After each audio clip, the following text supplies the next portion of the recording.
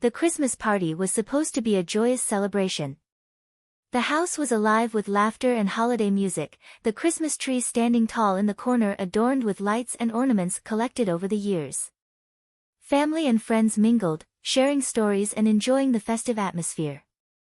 I stood by the dining table, quietly sipping my hot chocolate, trying to stay out of the limelight. Jolie, my 22-year-old sister, was at the center of attention, as usual, captivating everyone with her animated stories. She suddenly turned to me and smirked. "Michael," she called out loudly, making the room go silent. "Why don't you share what you've been up to, or is it still nothing?" Her words hit me like a slap. I looked around and saw a mix of amusement and discomfort on the faces of those around us.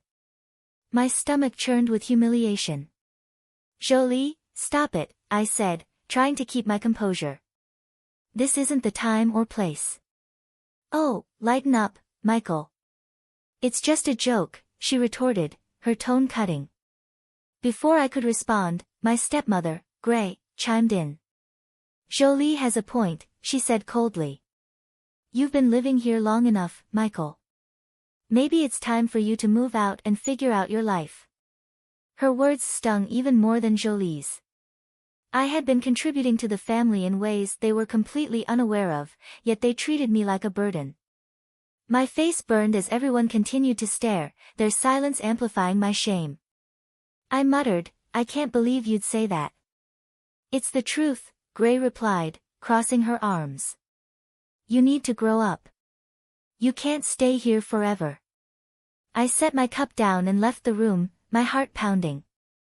What should have been a night filled with love and joy had turned into a nightmare. That night, I barely slept.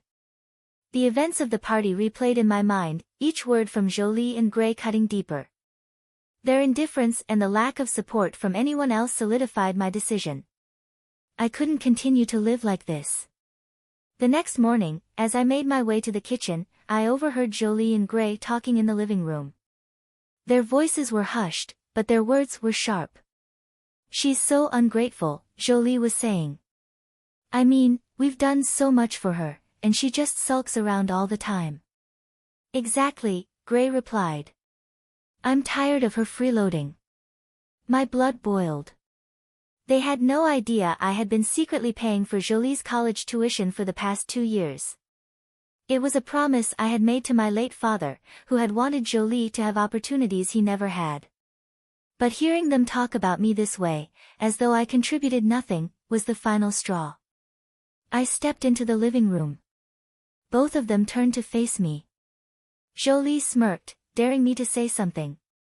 "I'm leaving," I said, my voice steady. "I've had enough." Gray raised an eyebrow. "Oh, really?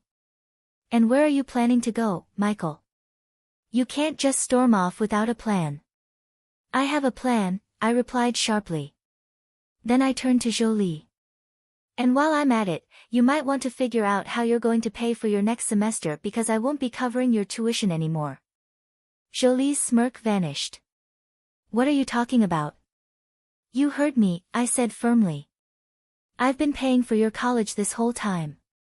Dad asked me to take care of you, and I did. But now I'm done. You don't deserve it." Jolie's face went pale, her mouth opening and closing like a fish out of water. "You can't just stop paying," she protested. I didn't respond. I had already made my decision. Without another word, I turned and walked away, leaving behind a family that had never truly valued me. For the first time in years, I felt free. She finally stammered, "I need that money." "You should have thought about that before humiliating me in front of everyone," I replied coldly. "Figure it out yourself now." Gray's face twisted with a mix of shock and anger. "Michael, this is ridiculous. You can't just abandon your family."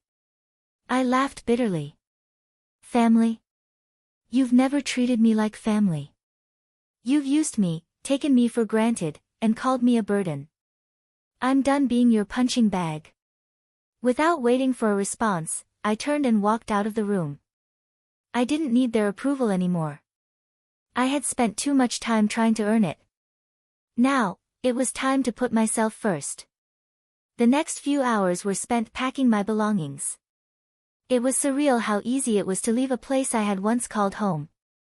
Every corner of the house held memories, but now they felt hollow, overshadowed by years of mistreatment. For every kind word I had spoken or sacrifice I had made, I received only scorn in return. As I zipped up my last suitcase, Jolie barged into my room, her face flushed with anger. "You're really leaving?" she demanded. "Yes, Jolie," I said calmly, not even looking up. "I am." Her voice wavered. "What about my tuition? I can't afford to stay in school without your help." I stopped what I was doing and turned to face her.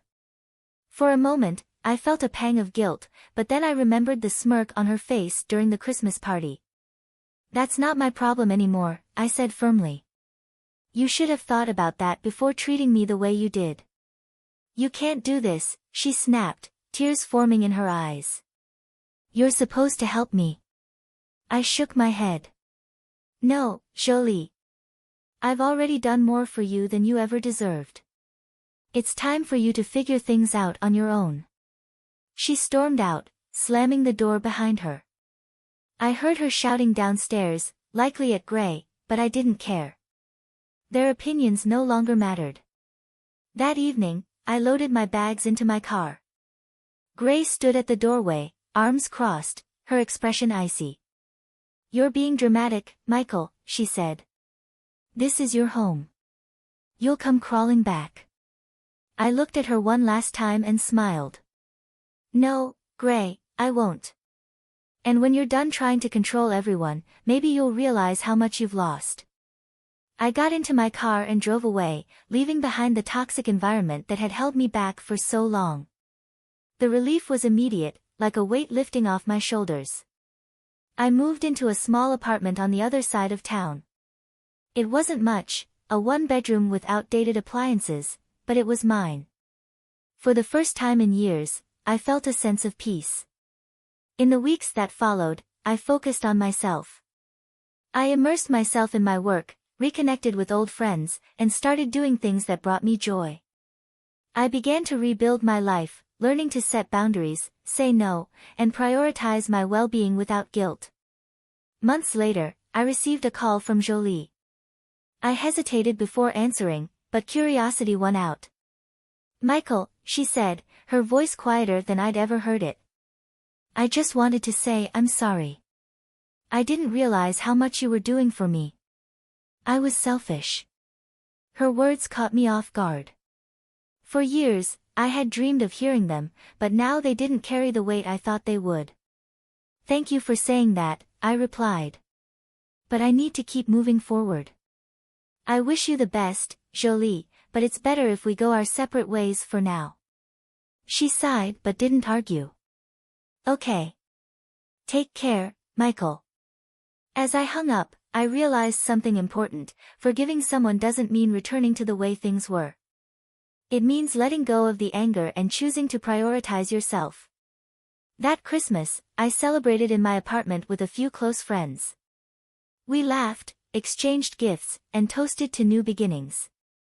For the first time in years, I felt truly happy. I didn't need Gray or Jolie to define my worth anymore.